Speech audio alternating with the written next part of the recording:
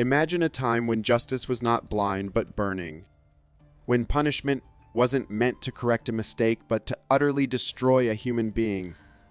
Centuries ago, societies didn't just punish crime. They turned cruelty into an art form, creating instruments so vile they seem born from the deepest nightmares of a madman. These weren't just tools of discipline. They were weapons of domination forged in fire and iron to break the will of women who dared to defy the rules carved by men. History often glorifies its kings and conquerors, its grand empires and revolutions. But beneath those gilded tales lies another truth, a truth carved into rusted iron and scarred into female flesh. The female body became both a battlefield and a warning sign, a spectacle of agony designed to remind anyone watching exactly what happens when you step out of line. Tonight, we are going to open the dark catalog of history's cruelest inventions. We will look at the devices made specifically to silence, shame, and shatter women. Let's begin with one of history's most recognizable horrors, burning at the stake. It is almost impossible to comprehend the terror of standing bound to a wooden post surrounded by faggots of dry wood soaked in oil as a crowd gathers not to save you, but to watch you turn to ash. This was the ultimate punishment of the Middle Ages, often reserved for women accused of witchcraft heresy or moral corruption. The church and the state wrapped their cruelty in sanctity, claiming it was about purification. But let's not kid ourselves. This was power in its rawest, most sadistic form. Take the story of Joan of Arc, a young woman who dared to lead armies and defy convention. In 1431, at just 19 years old, she was condemned for heresy and burned alive. Her final words were hauntingly simple: "Hold the cross high, so I may see it through the flames." It is chilling, isn't it?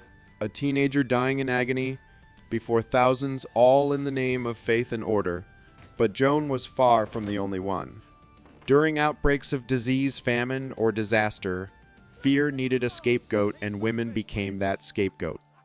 If the flames weren't enough to silence a woman, society had a backup plan. Enter the scold's bridle, also known as the branks. This was no ordinary mask. Picture a heavy iron cage that encased the entire head with a sharp metal plate, often covered in spikes, forced into the mouth to slice the tongue if the wearer dared to speak. It was used on women branded troublesome or mouthy. Those who talked too much, argued too loudly, or simply refused to be invisible. The punishment didn't end with pain. Oh, no, it was meant to humiliate. Women wearing the bridle were paraded through streets like animals led by a chain as jeering crowds laughed, spat, and pointed. Some versions of the mask were decorated with long donkey ears or grotesque animal features, turning the woman into a living mockery of herself. The message was simple: stay silent, or we will make you bleed for every word. But public shaming didn't stop there. If you thought humiliation couldn't sink lower, the ducking stool was proof that cruelty always had another level. This medieval contraption, part chair, part lever of torment, was built to test women accused of witchcraft, gossiping, or immoral behavior. Victims were strapped into a wooden seat attached to a long beam, then plunged repeatedly into cold, murky water. Sometimes it was a pond thick with mud, other times a freezing river. Crowds gathered to laugh as women gasped and choked, dragged under again and again until they were half drowned. The freezing water seared the lungs, and survival was a cruel paradox. If she drowned, she was innocent. If she floated, she was guilty. No matter what, she lost. The ducking stool was a grotesque ritual of control, a way to drown not only the body, but the voice, the defiance, the very idea of womanhood beyond submission. Through these punishments, fire, iron, and water society sculpted a chilling portrait of justice. A justice obsessed not with crime, but with conformity. But as we move deeper into this dark catalog, the question becomes impossible to ignore: how far would those in power go? The answer gets far more terrifying. We are leaving the public square now and entering the torture chamber where the tools were designed not just to shame, but to mutilate. If the first acts of this story burned, drowned, and silenced women, what came next went beyond humiliation into calculated mutilation. Enter one of the most horrifying tools ever forged, the breast ripper, also known as the iron spider. This device was a declaration of dominance engineered specifically to destroy women. Made of jagged iron claws, sometimes heated until they glowed red hot, it was designed to tear the breasts from women accused of adultery, blasphemy, or witchcraft. Picture that for a moment. Not just the pain, but the intention. The body part that symbolized femininity, nurturing, and motherhood was turned into the target of violence. It wasn't only punishment, it was erasure. By disfiguring women in this way, authorities sent a message that their bodies could be unmade just as easily as they were made. The act was both physical torture and social execution, branding the victim with lifelong shame even if she survived the infection. And yes, these punishments were often public too. Because cruelty wasn't content to stay in the dark, it needed an audience. But as if that wasn't enough, another device emerged that seemed ripped straight from a sadist's imagination: the Spanish donkey. This instrument looked deceptively simple, a narrow, triangular beam raised on legs like a sawhorse. But the genius of its design lay in its physics. Women were forced to straddle the sharp wooden ridge, their entire weight pressing down onto the unyielding edge. Then, to intensify the agony, heavy weights were shackled to their ankles, dragging their bodies downward. The sharp wood would slowly slice through the flesh of the groin, turning endurance into a living hell. It was a slow bisection of the body. Many women accused of witchcraft or even mere improper conduct were forced onto it until they passed out from the pain or were permanently crippled. This device didn't just punish, it mocked. It mimicked the act of riding, an act associated with freedom, and twisted it into a grotesque parody of pain. But if you think it can't get worse, brace yourself. The next creation, known as the pair of anguish, redefined what it meant to suffer. At first glance, it looked like a small, harmless metal fruit. But once inserted into the mouth, or in cases of extreme violation into more intimate parts, it revealed its true purpose. A screw mechanism at the base expanded the metal petals outward, shredding everything in their path. It was silent surgical torment. The injuries were catastrophic, often fatal. Even when victims survived, the damage was permanent. This device wasn't only about the body, it was about the ultimate violation. The torturer's satisfaction didn't end when the screaming stopped. It was in the knowledge that they had stripped away every last shred of human dignity.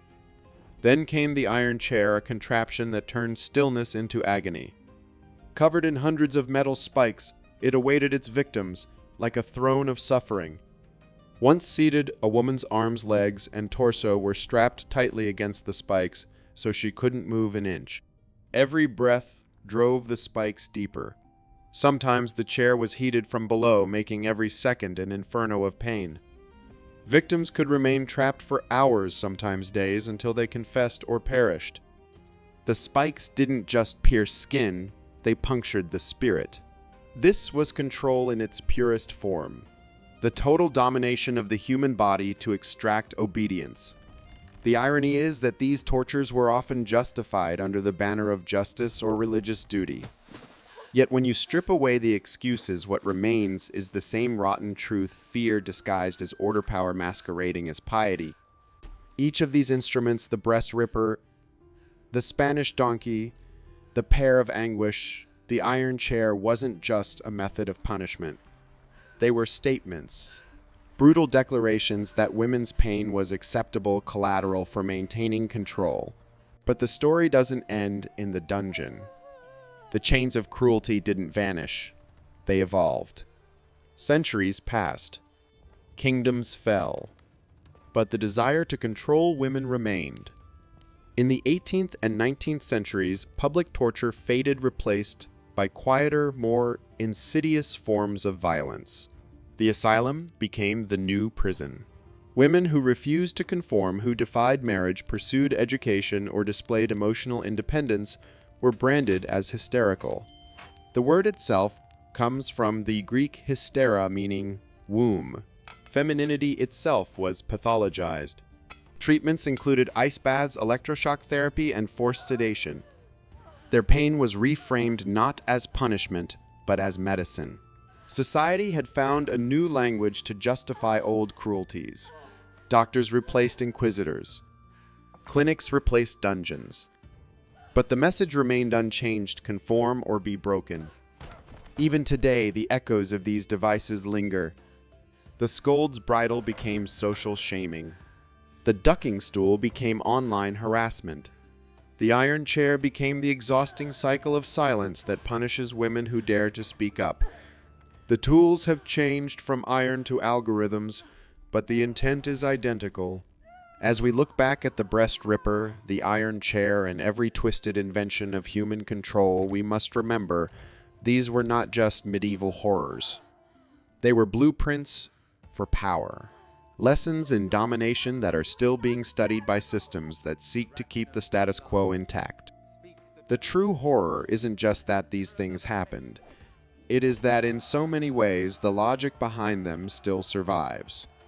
But there is hope. Every time we tell these stories, every time we refuse to look away, we rob oppression of its greatest weapon: silence. Silence is what made these atrocities possible in the first place. That is why remembering them is an act of rebellion. The past never truly dies. It lives on in the systems we inherit and in the courage we summon to change them. This is the legacy of pain and power. This is the story of women who burned, who bled, who rose, and who refused to be forgotten. If this journey into the dark heart of history moved you, subscribe and join us. We dig up the truth, no matter how deep it is buried.